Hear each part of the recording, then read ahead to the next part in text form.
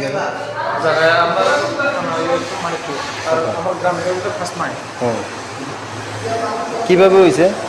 ব্যাপারে তারা জঙ্গলে একবার যাবো কাটতে সময় গেছে, হ্যাঁ তারপরে প্রায় বিকালের 4টার সময় সে সময় এরকম অসুবিধা হয়েছে। আচ্ছা কেডা মারছে দেখছিনি? তা জানে না এটা কোন জায়গা থেকে আছে?